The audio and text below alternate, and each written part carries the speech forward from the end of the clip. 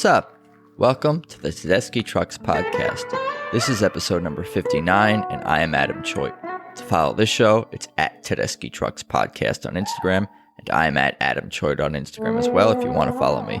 And of course, I have no affiliation with the band. This is not an official podcast for TTB or anything. I am just a fan, and if you're listening, I'm guessing there's a good chance that you might be too. So please be sure to subscribe and give the show a positive review on iTunes, Apple Podcasts. That's helpful for sure. For today's episode, finally, an episode of this podcast that involves recapping a live TTB concert that had actual fans in attendance. At Daly's Place in Jacksonville, Florida is where former guest of this podcast, taper Ed Gendelman, was lucky to be. He was there both nights recording audio and shooting video on Friday and Saturday for these hometown Derek and Susan shows. And just a heads up, a big chunk of this first half of this podcast is Ed and I recording on his drive home to PA from Florida. And the second half, he's back home. There's a fair amount of editing here between the car stuff and the home stuff, but the conversation doesn't jump around all that much and shouldn't be too jarring even at some edit points. Just wanted to give you guys a heads up. Anyway, with his return to the show, here's Ed Gendelman. So it's good to see you today, Ed Gendelman. Thank you for joining me. Where are you exactly? Well, I'm in North Carolina, right before the Virginia border, on the driving home from the shows in Jacksonville. That is awesome. Well, I'm a music junkie, so I gotta have a new fix, and this fix will carry me, probably not till next month when I see more shows, but at least, maybe a week or so, So I'm glad, that euphoric feeling that you get during and after the experience, it doesn't last. That's the bad part about it. But that's why you got to keep going. Like, my friends don't understand. How can you go to 8 or 10 shows in the same tour? Forget about 20 or whatever. Well, the answer is, I hear something different every night. And then when I hear the song again for the second or third time, I hear a different version of it. It's not played exactly the same. So it's always fresh and new. So with this band, it's really refreshing, Yeah, it's great. It's great. And sometimes they don't even know exactly what they're going to play. There's a plan, I'm sure, but they call audibles. They call audibles from time to time, correct? Well, yeah, I'm sure they do, but there is a plan. Sure. Like they have a database of what they played, and so when they go to a city, they don't have to, like, say, last tour we played Philly, my hometown. We played this, and this, so we're not going to play that this time to give the fans a good experience, even from the last tour. Don't want to repeat too many things. Do other bands do that? Do they actually look back the last time we were in the city a year ago or whatever it may be? And some bands do. Listen, I'm not that involved with other bands. I only know what my band does. Sure. Actually, same. I ask too many stupid questions, for a 68-year-old educated person, These are good questions. I'm curious by nature. No, these are good questions. What? I was just saying these are good questions. Yeah, listen, I got involved with recording because of curiosity, Sure. I used to record Phillies games off the radio when I was 7, 8 years old on a tape deck, one of my dad's tape decks. Why? I got started early. Why were you recording audio tapes of audio recordings of baseball games? Because I was a big baseball fan. If something good happened, like Richie Allen hit a grand slam or something, yeah. I want to be able to hear it, relive it. Sort of the same thing I do. This is the reason why I record, because I want to experience. You can never get to that level when you're there in the seat. There's no way a recording can bring you that close to the experience. But listen, it's personal because I was actually there in the seat. So when I listen to it again, it kind of brings me back in my head, to that moment. And that's what it's all about. Now, since I do it for me, I don't mind sharing it. I already have it for me. So why not let everybody else have I fully believe in it. I know there's other people, friends of mine even, that record and they just hoard it. I don't agree with that, but to each their own. Yeah, sure. Why don't you kind of like recap your whole weekend for me? I mean, we could start at the beginning of the Friday night show or your drive down, or kind of like summarize, kind of how the whole weekend kind of went for you. And we could kind of I'll start with what? Yeah, go on. So, I rolled into town like a couple days before the shows and just to, I've been to Jacksonville before, but I just really rolling through down to Miami and what struck me was, I was going to say, I went to the beach and I ate at a couple places, had some good lunch, truck food across the street from the hotel. What struck me was funny, like downtown Jacksonville is like a ghost town. Like it seems like maybe all the office workers are working home. It was really, really hardly any people for a downtown city of 1.3 million or higher or whatever. Anyway, but it was clean, cleaner than Philadelphia, that's for sure. And the people were nice. But let's get to the shows. I don't want to offend any Jacksonville peeps, but they built it off the side of the football stadium, so they're using the concourse in that bend there. All the vending. They even have like a portal where you can go out to the field and see the field, like as part of the venue. So they only had to really build like a half a venue because the structure was already there. And I was in the second row, so it sounded great, but I'm not sure it sounds that good all over the place, Right. I listen, I guess they have some opera houses and really fancy halls there, but they must have some attachment to the Daly's place or something. Like they opened it up when it opened, so in 17. So right. Anyway, I was gonna ask what else. I was gonna ask what else didn't you really like about the venue? Just it didn't have like a welcoming, it didn't have like a good feel to it. It was the like sound compared to like an opera house or the Beacon Theater. It's like it's not quite a shed. It's smaller than a shed, like a normal shed. But it's like all like structure. It's like cold. It's not, It's not charming. I got you. No. But listen, they could play in opera houses, but they played there. That's cool. Got more people in there and it put some money in their pocket. And I'm all for the band making money. They deserve it. I went to a lot of Tedeschi Trucks Band shows for $15, $20 back in the day where they were, they were struggling. So it's good to see that the talent's finally caught up with the bank account. Yeah, the other way around, but yeah, I got you. I got you. I agree. Up with the talent, right? No, we got you. Yeah, no doubt. But and the highlights of the shows for me were the old Susan songs. I mean, really, little by little. A couple months ago, I posted a recording of that, and I put a note like, maybe we can start lobbying for Sue to come back with some of her songs. And I'm sure whatever I said didn't have nothing to do with it, but it was good. Maybe they were thinking along the same lines. Because in TTB, you got a lot of Down in the Flood, and they play like Chevrolet, like all the various Tedeschi Trucks Band songs, sprinkled in there, and I not very rarely something a Susan played, so I'm glad to see that. That's good, Yeah, to me, she's not a lesser talent. You know what I mean? It's not like Derek's the man and she's like not so great. She's just as great to me. Yeah, there is no Tedeschi Trucks Band without Tedeschi. That's for sure. Do you want to go through the set list? Because I got it right here in front of me. Statesboro Blues. See, I'm bad.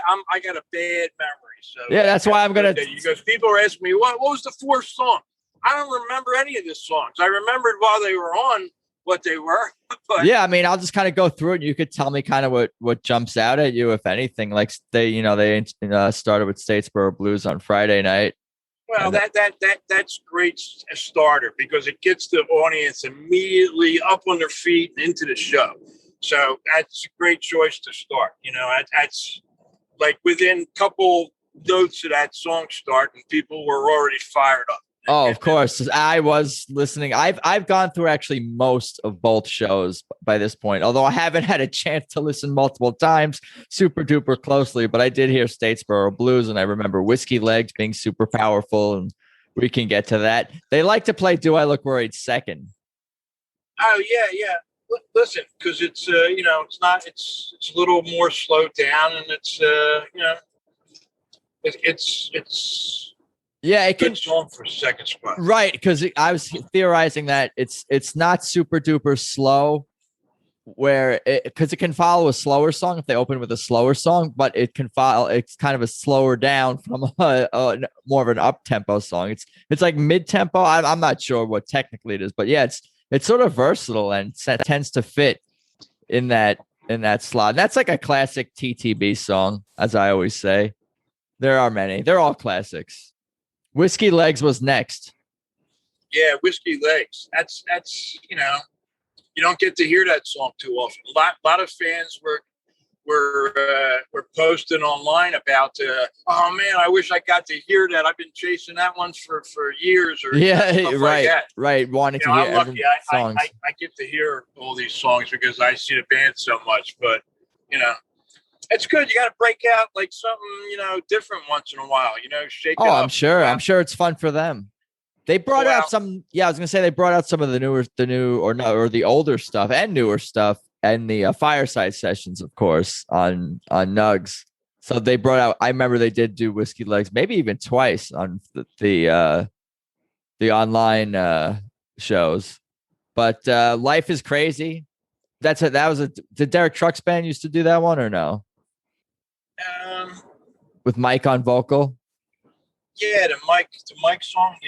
Yeah, I like that one. I like everything. I'm looking. I got the set list in front of me. There's nothing to not like from either of these shows. Yeah, one thing I noticed that the tone on Derek's guitar was different. And I think he had the same amp set up as the fireside sessions. Which was a little different. His sound, I think his tone is like a real biting, sound, and this was like softened up, not, completely, but a little different. It doesn't have to fight through, the two drummers and the horns and everything. Where I think, with less members, it's a different sound. Makes sense. Makes sense to me. Sounded good to me. But I noticed it was different, Yeah, but it's still Derek Trucks' signature sound, but for the environment, it's tweaked a little bit. Yeah, it was good. To me, in this setup, Gabe is a bigger part of the whole musical landscape. That's for sure. A lot more vocal stuff. I was going through recordings. And he's a great singer. I mean, he does a great job on the Jesus Christ Dreams. Yeah, dude, I love that because somebody came flying in off the highway. I guess it's a reality show in Virginia. Yield doesn't mean anything. You just drive right onto the highway. But Gabe. Dreams is a wonderful song. It's a pleasure to hear it played well by anybody. Almonds or whoever. I went through that recording of Dreams one time so far since I've listened to it once, and I felt the song, and I loved Gabe's vocal, and intuitively, instinctually, I'm like, I love this. I'm gonna listen to this over and over again. But listening for the first time, it was almost like sort of a dream. Because it was not unusual. That might not be the right word, but hearing Gabe on vocal was a departure. It was something new. It was like almost like Tedeschi Trucks meets sort of a Greg-ish kind of sound. A little bit of a nod to Greg Allman, would you say, or no? It's hard to compare different singers. Sure. I like the sound of his voice. See, it's funny. There's a lot of artists that I love, but I don't like the sound of their voice. It's not pleasing to me. Yeah, everyone's into what they're into. When you hear a voice that's like, that is like, it soothes you. It's like it fits, you know. That's like the way his is. It's hard for me to really get interested in bands or groups if I don't have like a good feeling with the vocals, you know. So I'm the same way. I see local bands a lot and I'm like, oh, these musicians are pretty good. I like the style they're playing, but I don't love this vocalist. I find them not like, I don't know. They're just not super talented or not super soulful or whatever the case may be, or unique. Like J-Rat. You ever hear them? No, I don't think so. Yeah, they play dead songs, you know. They got, you know, weak vocals but great playing, you know. Hey, it doesn't do nothing for me. Yeah, you know what I was gonna say? I always like. Oh, I was just gonna say that, like, I think with Gabe's vocal on Dreams, it captures the spirit of like the way the Allman Brothers sang it, played it, and the way Greg sang it. Capture that sort of like intensity and some of the style. Obviously, you can't compare the singers, but I really dug what TTB did with Dreams there. What else do we got here from night one? Oh, that wasn't even from night one. I'm still we're jumping around. You're moving forward there. Yeah, that was a good one. Yeah. It's so heavy, high and mighty. Laugh about it. Bound for glory. Simple things, little by little. Part of me just won't burn.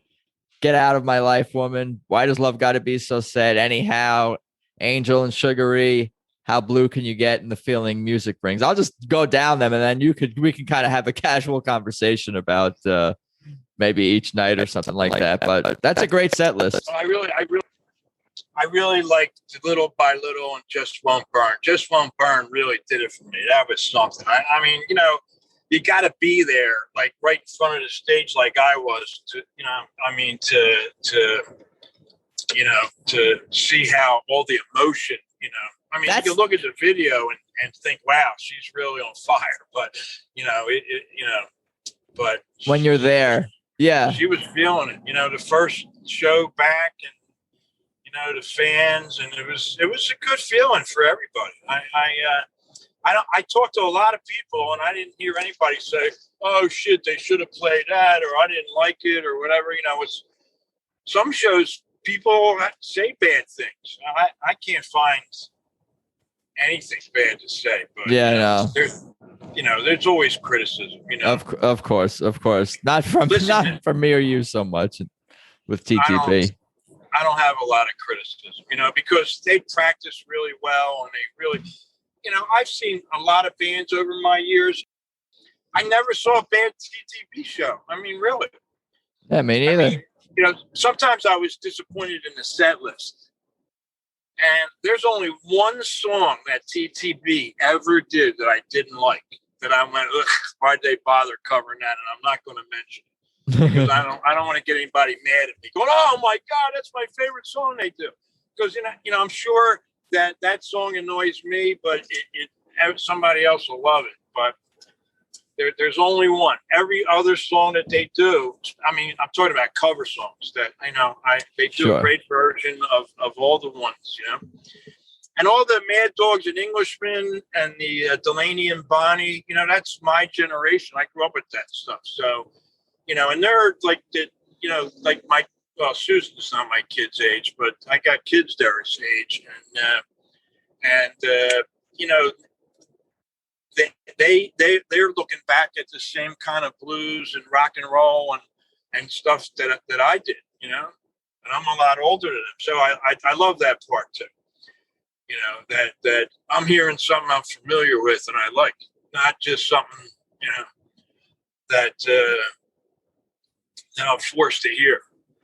Right. There's a great balance, I think, between, you know, live covers and the originals. Like they mix. It's a good balance for me. Like I have no complaints. I'm just, you know, along for the ride to just follow the band, you know, as they make whatever choices they want creatively. They seem to have great instincts, and that all starts with Derek and Susan and whatnot for sure. And I'm listening to the recordings, hearing on Part of Me. I don't know if you remember, they started the song with, I think, kind of the chorus, which was kind of cool. Like, again, just like little changes, little parts of, That's it. You're not gonna hear us, the song twice the same exact way. It's gonna be different, which is good. I like that too. No, it's fun, but it's still always this. You're still going to hear the signature parts of the song, and it's still the song. Yeah, like the guts of the song. You got to have some kind of right, bass. exactly. And when this is almost like this skeleton versions of the song. Even like I was saying during Fireside, you're getting like almost like behind the scenes look at these songs, because you're seeing what parts of them are really, really essential. What Derek parts, what drum parts, or whatever the case may be, are 100% needed for this song to be what it is. Every show that I'm at that Derek's dad's there, Chris, Trucks, I always like to have a little conversation. We were born the same month in 1952. So when I see him, I go, hey, 52. He knows what I'm talking about. So two old farts, But let me tell you something. He's got some interesting stories. I really, when I was in Nashville at the last shows they played in 2020, I was there like 3 hours before one of the shows, and I talked to him the whole time. And he thrilled me with some, I'm not going to say real private stuff, but stuff I won't repeat here. Yeah, personal things or whatever. Yeah, personal stuff. But it was cool and interesting, and he didn't give up too many details. I like him. He's good, So, and when I got to meet Brandon Boone's parents too, that was interesting. They're just as nice and polite as him, I believe it. And see how they raised such a good kid. They were nice too. That was. Met a whole bunch of people. Yeah, people drove down from Philly like me. People drove down from Connecticut, New York. So the people said the same thing I did. They couldn't wait a month. This is exactly why I drove down to see these two. They couldn't wait a month for the tour to get up north. They had it like immediately, and then they'll after they see these two, then they can wait the month for the next, batch. Yeah, the first one is special. Why not? If you can get to it, why not get to the first show back? Yeah, I'm retired. I don't have a schedule. My schedule is whatever show I'm going to next. So there you go, for sure. What else? Yeah, go on. I was going to say it's a shame I didn't leave earlier this morning. I had a ticket to see Amy Helm at home tonight, but I won't make it. You're pretty hardcore. Where did you get all this energy from? Driving. You're driving. This is an 11-hour drive, you said. But now we are back with Ed again, and you are now home, right? Yep. You're home. You're home. So I'm going to catch you up real quick. The last thing you kind of talked about while you were driving home, you're telling me, Derek's dad was born in 52, and Brandon Boone's parents are nice, and you met a lot of nice people going to the shows, and then you couldn't make it back for Amy Helm in time. And then I asked you where you got the energy, and I was asking you how long the drive is. So we were kind of talking about your drive home, but we could go back and talk about, you said you had some highlights from the shows, and we can dive a little back into the set lists a little more, either from day one or night one or night two. So I'll kind of give you the floor to tell me your highlights, because I think that's what you wanted to jump back into. Oh yeah, first of all, yeah, it's good to be home. Nice. It's a good workout for a 68-year-old to do that long distance driving, but it's good for me. Oh yeah, my gear made it to Amy Helm, but not me. So I got a recording of it for future reference. A friend recorded. Yeah, went and did it for me with my ticket. Nice. Shame to have a good ticket go to waste. You know what I mean? Great. Plus, she's really good, Amy. We can talk about her another time. But let's talk about. Hey, so for me, the lesser played songs have more significance, because I've seen some of those songs like a million different versions, stripped down, duo, trio, all kinds of different ways. But the songs that I have, like Little by Little, I haven't heard for at least 15 or 18 years, and Just Won't Burn, same thing. Feeling that music brings. That was, that I've heard, that she's played that like in the last couple of years or some years. But, the other two, you just didn't hear, back in because I have recordings of Susan from 99 to like '06, or let's say, and those songs were played back then, but they were great. So, bringing them back with this, I'm not going to say her original band in 99 was not professional or good. It was great. But this band playing the songs, it's just, to move the bar up a lot. It's not just a little difference, in the, and the arrangements too are really good. I guess Derek's in charge of all that. So, hey, kudos to him. So Just Won't Burn was probably my top highlight of first show. I really liked that. It seemed like Sue was really fire, and she was feeling it. I mean, listen, everybody was feeling it. People were happy to be there. The band was happy to be there. The crew was all smiles when people started coming in, and everybody was saying their hellos. Very friendly atmosphere. A lot of love in the house. You could hear it on even some of the going through your recordings. You hear Susan talking just in between songs, very, very genuine and from the heart, and her rants on I Pity the Fool and all that. Like, really happy that music is back and live music is back, and that comes through. I'm gonna try to post some of that stuff, clips on social media if I can, because some of the stuff with Susan talking was pretty moving and emotional to hear, because it's their first time back in front of the fans in a long time. It's probably special for them. I'm sure it's special for them too, not just for us. Yeah, it was, really good. I liked all the arrangements. I liked the feel of the stripped down. I listen, I was listening to people walking out, and I asked people, strangers, hey, what did you think of the show? And a couple of people that I knew, so I talked to, said, listen, this was fantastic. Do I like the larger band better? Probably, but this is just as good to me. Like, my personal thing is any configuration is good. It's all different. Is it better or worse? Listen, it's kind of a mixed blessing that they had it forced to do a little stripped down version, because people get to see something different. I love that kind of stuff. Yep. Yeah, no, it almost is a little. It's a little nod in some way to the Derek Trucks Band and like Susan Tedeschi Band, their solo careers. Kind of it's a throwback more to that type of sound, but with like a TTB spin on it, with all the TTB songs and beyond. Yeah, well, it's good that you get to see get her songs showcased more. You always saw, the Derek Trucks Band songs pop up in the set list, but not too often for Sue. So I'm glad she's getting her, due. Yeah, for sure. She deserves it. I mean, she's just incredible. But listen, everybody's got their own opinion. Listen, on night two.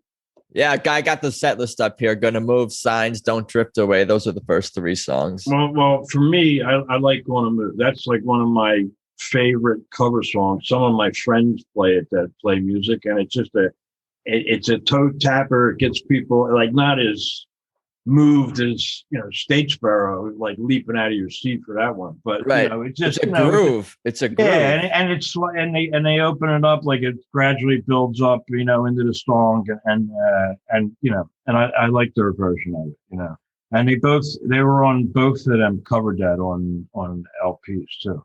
Yep.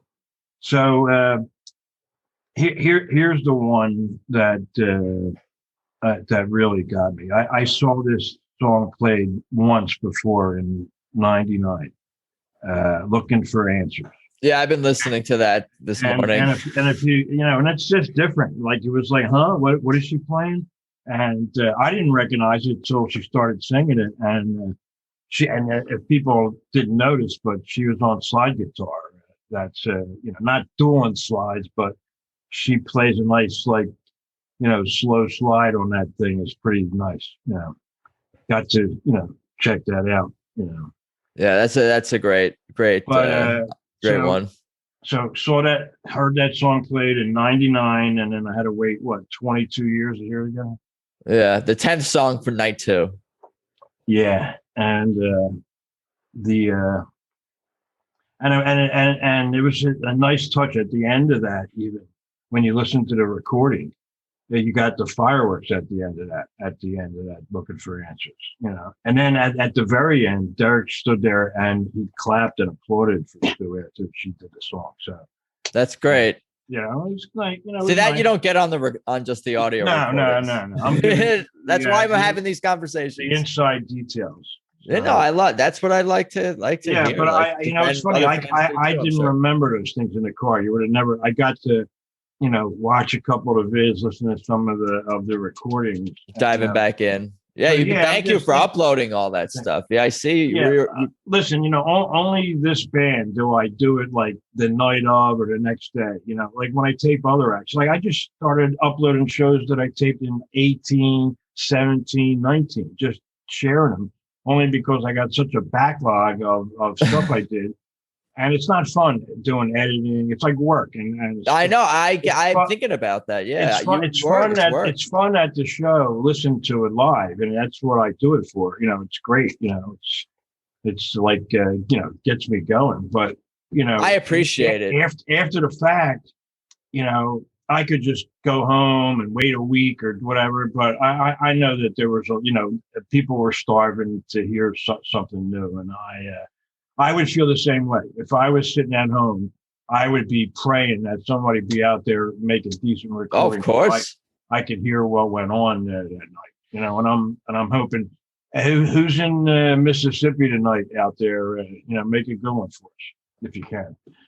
Yeah, I'm your audience for sure. No. Yeah, so so I'm up to like 3-4 o'clock in the morning, working on it, getting out the nasty hand claps and people. Yeah. Oh, I appreciate all that. I didn't even realize how whistles how deep, and things like that. You dive deep. Here's what you do. You do it right the first time, like they do on stage. Like, why should I make a shitty recording? They're not giving me a shitty performance. Well, it's challenging. You're just a fan. You're not an official. Yeah, well, you're just in the crowd. I don't like mediocrity. Like I was in a sea of cell phone tapers, but what I'm doing, like I want people to enjoy it too. I do it for me. I try to do the best job I can because you do it right the first time and now forever. Like, that recording will be on archive or wherever it's supposed to. Yeah, I'm sure you've even gotten better and better at it. And it'll be good instead of, just slapping it up there. And, if it has errors and mistakes or things that aren't right, so like most of these recordings I do come out good, like right out of the gate. I was in a great seat, perfect location. I was in the second row, right underneath the speaker stack. Couldn't have sounded better. I got sound from the on stage, from the actual amps on stage. I got sound from the little fill-in speaker. Sounds awesome to me. I've listened. And I concur. I got the sound from above pointing right down at me. So, it was a really, it's good. And that's where I try to be in like these sheds and kind of outdoor places, But I walked around, when I first came in, when they were playing music through the PA, and it sounded like if I ever go there again, I wouldn't sit up close. I would sit the row directly behind the soundboard, like I guess at the mezzanine or whatever.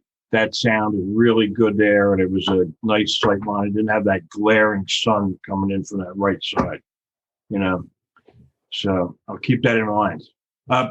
Next. Well, I already got my ticket for next Wheels of Soul Jacksonville, and I'll be in the first row. So I'll have to wait till the following year to be in the mezzanine. You're funny. We'll be okay. But I'm in the same exact location as where I made this recording. So I'm just like in the first row instead of the second row. I'm just happy there's any recordings. I mean, it'll be good. And I'll tell you what. Moving on with the set list.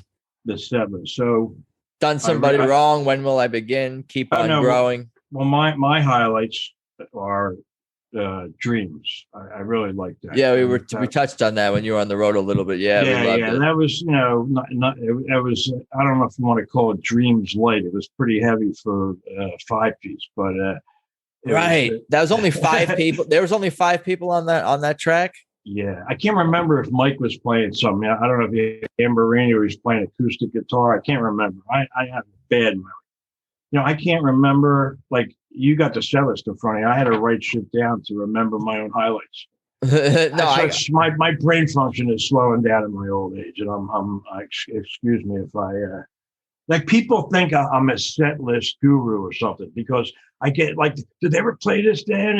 And what's the, and that, and I don't have any answers. I'm like dumbfounded. I go on, I'm not good with that. I'm good. I might be good with the gear, but I'm really bad with the song titles and the set list. Most of the TTB songs, I know the titles, so Sure. I heard them a lot. I guess repetition drums it in. Yep. Yeah, Dreams was great for sure. That was cool. They did Leaving Trunk and Justice Strange, Key to the Highway.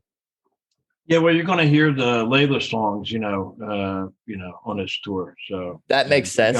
Pushing the album coming up. I'm just waiting for Little Wing. I hope it's they play that, get that in there. So they'll bring him it'll be with a guest or something like that, or maybe at the Beacon. Yeah, exactly. So if anybody that has anything to do with the set list, here's this Little Wing. Please, pretty please. You're right. You have a request. I stopped making set list requests. They could do whatever they want. But yeah, asking for a Layla song is a good idea. I was lobbying for Little by Little, and it took maybe a year and a half to get it played. I thought I heard them play that within the last year or two or something like that. Well, it wasn't at a show that I was at, so you may be right. I don't follow the shows too much. Yeah. Maybe it was somebody else's recording. It wasn't your recording. Yeah, I guess. I don't. There's a few of you guys. There's a few. There's only a few good ones. Yeah, that do it regularly, kind of thing. Yeah, shout out to my brother Tapers. Keep it up. Yeah, you guys are my heroes. You guys are heroes. This is a young man's game, really. I mean, like, I'm the grandpa. Sure. I'm the grandpa that Tapers seen. It's work. Everybody that I know doing this regularly is in their 30s and 40s. I had a couple in their 50s. Nobody in their 60s. Yeah, but I'll be doing it as long as I can. It's cool. With Tedeschi Trucks, you're getting a unique performance. Yeah, right, exactly. And that's every night. Every moment is a unique moment. Like every moment is you don't want to miss anything. You could miss something. And I think fans of the band know that, but people that have never seen TTB, they don't know that about them. Like, if you go out on the street and go, what did you like most about going to see the Grateful Dead? And most people would say a different show. I could go to a run of 3 or 4 and only hear and never hear a song repeated. So if they came to my city 3 nights and never played, I would see them all 3 times. Same thing here. They come to your city 3 nights. They came to Philly 3. And please start doing a run at the Met here in Philadelphia, because 1 show is just not enough in my hometown. Used to do 3 at the Keswick or the Merriam Theater. Now we get 1. Like, what's up with that? Well, I'll have to speak to management. Do it. My voice doesn't mean anything. Ticket sales do the talking. You're right. Well, put it into the universe. Hey, the thought. That's true. From my thoughts to the management's ears. There you go. But that was it. Listen, now that I'm home and I slept real good, I hardly slept the whole time I was in Jacksonville. I believe that. Like, the night before the first show, I slept like an hour and a half. Okay. And I got to the venue like extra early. There was like 3 people there. They were like, I don't know. They drove a long way too. They were hardcore. You can tell if you're there 2 hours before the show, you're hardcore. So but people started filling in the parking lot, and I started talking to a bunch of people, and and then the time flies when you're amongst friends and you're feeling good and everything. That like right. Time doesn't like relate anymore. But then we got in and everything, and Daly's Place does not allow any type of recording. They don't allow a selfie stick. Everybody was recording on their cell phone, so it's always a challenge to get everything in there. But that's the one thing I stress about. I don't want to drive 900 miles somewhere and then I get stopped at the door. Of course I'm going to go see the show, but I'd be pretty bummed out if I couldn't make a recording. Of course, yeah. I would be bummed out if you couldn't make a recording. Like I started out seeing them when they were like a $15 club show or $12 club. You're talking about TTB? No, Susan's band and Derek's band. Oh yeah. Back in the beginnings, you know. So and you know they're not making any money if they're playing clubs for a $10 ticket. You know, they're just building their following, building their following, paying their dues, making gas money. Yeah, paying their breaking even, all those cliches that making too often making enough to pay their band members and put gas in the tank and get to the next gig. Right, exactly. So they deserve all the success that they have. I'm glad for them. Yeah, for sure. What about Midnight in Harlem? Second night. That was cool. You know, I liked it. That's the only song I didn't video. I my arm was killing me. I had to take a rest. Yeah, that's pretty late into the second set. Yeah, it was a long weekend. It's okay. That wasn't a song I was excited to see, so I took a little. You expected it. You expected it. You expected it because they hadn't played it yet until the very end. No. I expected it the second night. It's always great. I liked it. I loved it, of course. Yeah, it was good. Then they ramped it up with Made Up Mind after that, and got into the encore. I Want More and Soul Sacrifice, which is always great. Yeah, that was good. Yeah, I love that song with the two drummers when they start like just bang bang bang bang bang. Yeah, it's coming back. It'll come back. Yeah, but I haven't heard who the new guy is, but we'll probably find out soon. Yeah, I love the drum duets. I'm not like super crazy about drum solos, but when you get two drummers together, it becomes more rhythmic. So I get more into it, I think, when it's plus like if you're sitting up close, you can even feel the vibration. It's like right. It's really you like all the I don't know. I like it. It's good for the soul. That's why we got two drummers. Oh, for sure. Sounds like a fun but exhausting weekend. I think we covered a lot, my friend. What else should we talk about? No, I'm going to be in Apple Valley Park, Lafayette, New York. What's upcoming? That's those three. That's the next TTB thing. But I'm gonna look at my phone. I probably got a lot of stuff going on here. And you kind of don't plan exactly which shows you're going to record. You just know you're going to record a bunch of stuff, but you don't say I'm definitely recording this one or that one. It's more like I put artists on my phone. Like if they're playing in my area, I put them on my phone, and then like maybe a couple of days before I'll buy a ticket. I hate buying a ticket and I'm with my grandkids or I'm doing something else, and then I can't go. But I got a few coming up here. Well, basically, which TTB shows are you going to record, though? I guess is what I'm going to record all of them. Yeah, that's everyone that I go to, I'm going to record. That's the right answer. It was funny to hear you also say how Lock-in. I'm going to be there. Awesome. My gear's going to be there. We're going to do, I think I did this. I remember. I forget what year I did. It might have been 17. I streamed all the 6 shows from the balcony rail. All 6 nights, and it was quite a good experience because we had people from all over the world, jumping on the stream, and and it sounds just like my recording. Listen to it on the stream. It's like because I'm taking an output from my deck and putting it direct through a special phone preamp and right into my phone, and it goes right out on the internet, and it works pretty good. But I stopped doing it because it's extra gear. It's something else to go wrong, something else in the recording chain, and I don't want to screw up the recording trying to do a stream for people. So I stopped. Right. So I might I have to take it out and practice. But I'm that's something somebody lives in Hawaii. He wants to hear like the TTB at the Beacon. I've listened to some live stuff, Mixlr or whatever. Mixlr, yeah, exactly. Yeah, and that's where it'll be if I get it working okay. The technology with that, I'm sure, is only going to get better. So smaller, more lightweight and cheaper.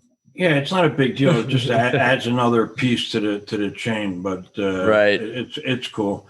Hey, I got some friends that are handicapped. I used to do it for them that are handicapped. They can't leave the house. They're people, poor, out of work, don't have any money for a ticket, so, hey, listen, all the fans that are blessed to be able to make it to the show and have money to afford to buy a ticket, then great for them, but not everybody's, that blessed. I mean, what an amazing time that you could hear a live concert in your house, something that's 2,800 miles away. And not a transistor radio sound too. I'm talking about it sounds right. It sounds really good. Sounds good for everyone listening.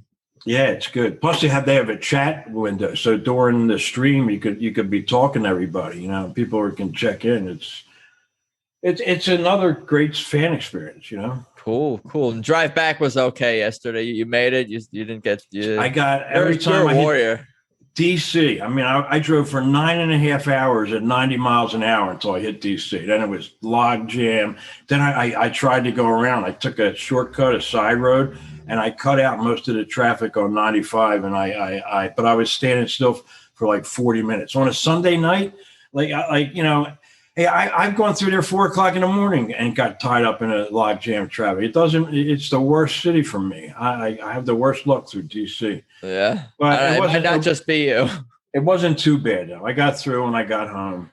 And once I hit the Delaware border, I'm exactly an hour from my house. So that's, it's a good feeling. When I hit Delaware, the home stretch. Literally. Yeah. It's the home stretch. It felt good. I got adrenalized when I saw the sign. Sweet. Well, I appreciate the time and the music and the stories and of course your recordings. Is there anything else you want to talk about, plug or promote? I'll just say Ed Tyre on Archive on Archive, the recordings. EDTYRE. Yeah. Is you can find the 611 and 612. They're both shows were at Daly's place, correct? Yeah. Mm-hmm. Cool. Well, anything else you got? Otherwise, I'll let you get on with the rest of your. No, I'll see everybody in Apple Valley. Apple Valley's next. I'll look out for Lafayette, New York. That's July the 9th, 10th, and 11th. Dude, the new recordings are coming. I'm looking forward to it. Thanks again, Ed. Talk soon. Right. Thanks. So there you go. Episode 59 with Ed Gendelman. I thank him so much for his time and for the recordings. And I can't wait to hear more coming this spring, this summer. And I've barely scratched the surface with the video from these Jacksonville shows. Can't wait to dig in on Ed's YouTube channel as well. Anyway, for now, hope everyone is doing okay out there. Please check out Tedeschi Trucks Podcast on Instagram. That's at Tedeschi Trucks Podcast. And of course, remember to tap subscribe or follow on iTunes, Spotify, or via whichever way you listen to this episode. And again, positive reviews on iTunes, Apple Podcasts are helpful and greatly appreciated. I'm on Instagram and Twitter at Adam Choit. TTB themselves are at TedeschiTrucksBand.com. But I think that's about all I got for today. Again, thanks for listening. Later.